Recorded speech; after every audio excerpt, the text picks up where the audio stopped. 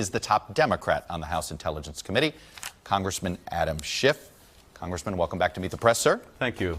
Well, I want to ask you about, you heard Roger Stone's denials when it comes to the specificities, and they're very specific denials. Just curious of your reaction there. Your committee did interview him. Do you believe his denials? Well, look, Roger Stone is known for a lot of things. Candor really isn't one of them. And either his testimony before our committee was untrue or his public statements are untrue. Both cannot be fact because they're inconsistent with each other. We were never allowed to find out, which was the case in our committee.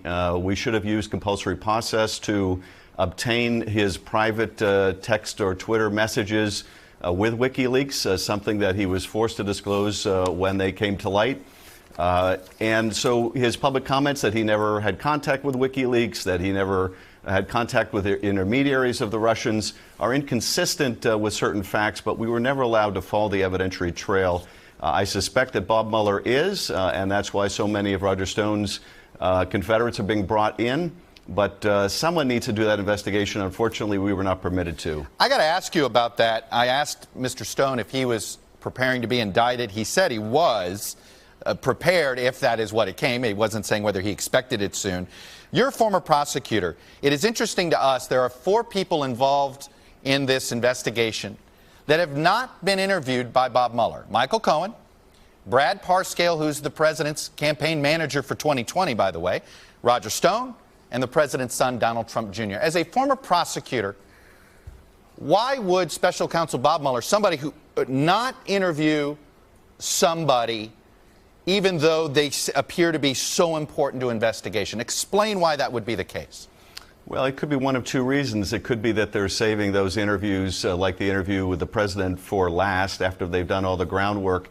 It makes sense to find out all you can before you bring in certain key witnesses. Or it could be that they're a target of the investigation. It is not something I think that you can breathe easy about, that you haven't been called in. Sometimes that might indicate that you are, in fact, a target of the investigation and you're more likely to be charged than interviewed. So it could be, I think, either of those possibilities. Let me ask you about this controversy involving the FBI informant. This is something that your Republican counterpart in the House Intelligence Committee, he wants the Department of Justice to release more information about this informant. We now know who that person is. When did you become aware of this FBI informant?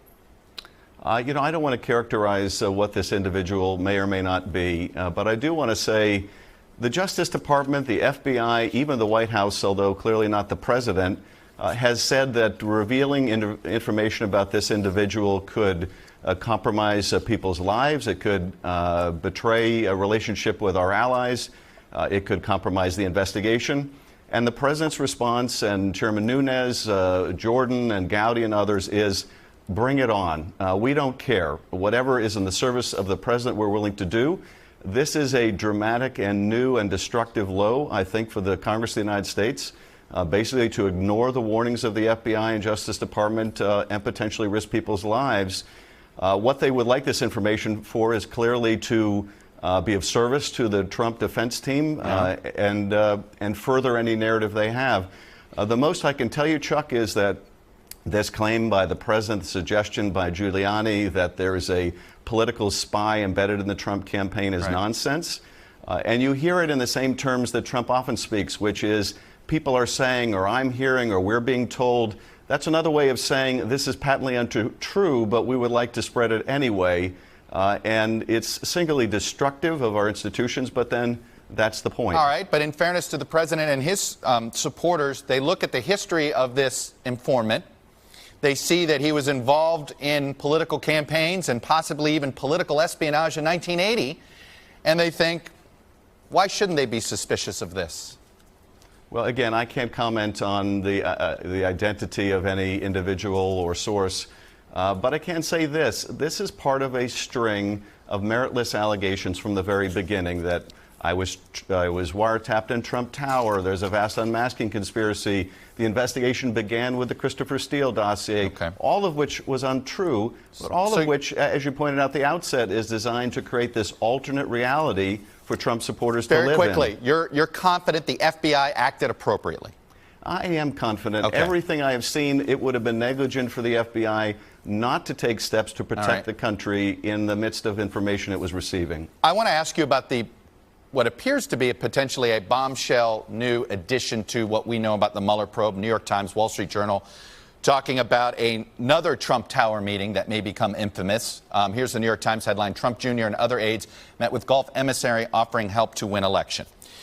How much can you tell us about some of the players in here? You have George Nader as the emissary of claiming he had two princes in Gulf state countries who were willing to help the president. Maybe Eric Prince is tied to this. Betsy DeVos's brother, also a supporter of the president. What do you know about this? An Israeli firm is included in here. What can you tell us about this? Well, we sought to bring in George Nader, but the Republican members were unwilling to do so. He could have shed, obviously, a lot of light on this, as well as whether Eric Prince's testimony before our committee was true or untrue. I can't say this: if these facts are accurate, it demonstrates yet again just how not only willing but eager the president's son and the Trump campaign were to solicit to receive foreign help. And I completely disagree with Mr. Giuliani. Receiving, soliciting, using foreign assistance is a crime. You're not allowed to get the help of a foreign government, friendly or unfriendly. But clearly, if this is accurate, it is consistent with the other Trump Tower meeting with reaching out to foreign sources for information. Was this stuff new to you guys at the House Intel Committee? The specifics of this were certainly new, yes. Okay. And of course, disturbing as yet another indication of the willingness to accept foreign help. All right, Adam Schiff, the ranking Democrat on the House Intelligence Committee. I have to leave it there. Mr. Schiff, thank you for coming on. Hey, NBC News fans, thanks for checking out our YouTube channel. Subscribe by clicking on that button down here, and then click on any of the videos over here to watch the latest interviews, show highlights, and digital exclusives. Thanks for watching.